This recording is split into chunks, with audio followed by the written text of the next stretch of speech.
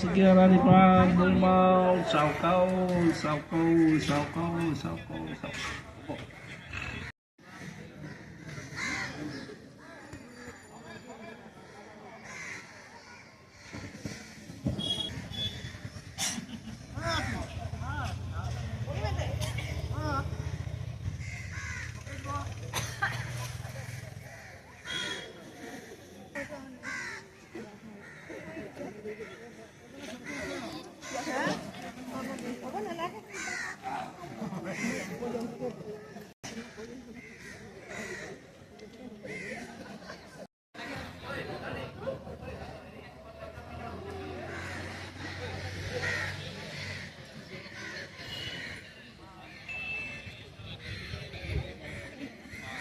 ক্ষণত আমি পূব গুৱাহাটী টাই আহোম সাংস্কৃতিক সমাজৰ উদ্যোগত আজি মেডাম মেফি উদযাপন সমিতিৰ সাধাৰণ সম্পাদক হিচাপে আমাৰ আহোম জ্ঞাতি তথা আমাৰ অসমীয়া ভাই ভনী বন্ধু বান্ধৱ তথা ৰাইজক আন্তৰিক অভিনন্দন জনাইছোঁ।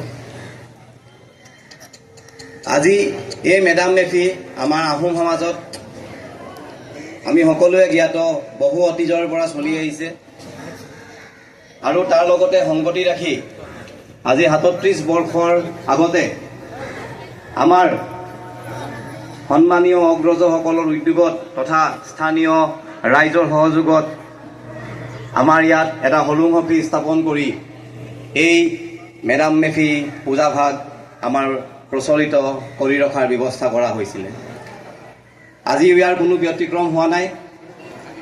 আজিও আমি এই পবিত্ৰ দিনটোতে আমি এই মেডাম মেফিৰ জৰিয়তে আমাৰ উপৰি পুৰুষ তথা এই পৰ্যায়ক্ৰমে সেই আমাৰ ব্যক্তিত্বটো সমষ্টিগত ব্যক্তিত্বত ৰূপান্তৰ হ'ব আৰু সমাজবাদৰ নতুন ধাৰণাৰে সৈতে আমি উজ্জীৱিত হ'ব পাৰিম।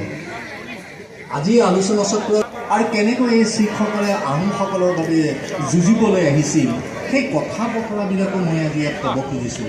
মোৰ বুকুত যথেষ্ট যে বদনচন্দ্ৰ বৰফুকনে যেতিয়া গুৱাহাটীত মানৰ বিৰুদ্ধে যুঁজি পৰাজয় বৰণ কৰিছিল তেওঁলোকে পলাই গৈ গোৱালপাৰা পাইছিলগৈ আৰু গোৱালপাৰা ইষ্ট্ৰিণ্ডৰ কোম্পানীৰ ডেভিডছন চাহাবক মানৰ বিৰুদ্ধে যুঁজিবৰ কাৰণে তেওঁ অনুৰোধ কৰিছিল আৰু ডেভিডছন চাহাবে গোটেই কথাটো ভাবি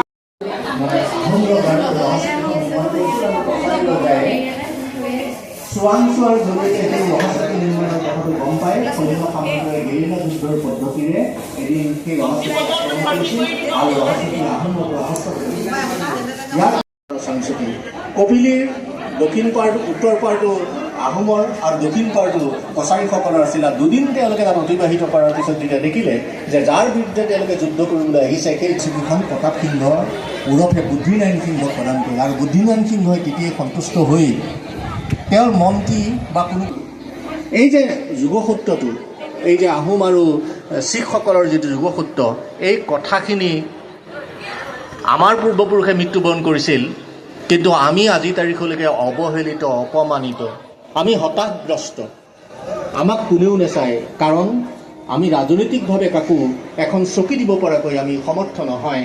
মই ভাবিম যে যিদিনাখনে অসমৰ সকলো জাতি জনগোষ্ঠীৰ কল্যাণ মংগল সমৰুণ সমদল সমতালৰ কথা চিন্তা কৰিব, সেইদিনাখনেই মই ভাবিম যে অসমৰ গৌৰৱৰ হাঁহিত আৰু এটি ইতিহাস বিৰল হাঁহিৰ সংযোজন ঘটিব। সেই বাটটোৰ বাবে, সেই দিনটোৰ বাবে মোৰ অপেক্ষা অনন্ত একাগ্ৰ আৰু দিহিঙে দিপাঙে আছোঁ। মোৰ সেই শুভ ইচ্ছাৰ দৌৰটোৱে যেনিয়ে তেনিয়ে ঘূৰি ফুৰে। এতিয়া মই আহোম জনগোষ্ঠীৰ সেই উজ্জ্বল দিনবিলাকৰ কথা ক'ব খোজোঁ, যিদৰে জ্যোতিপ্ৰসাদ আগৰৱালাই লং পেণ্ট কোট টাই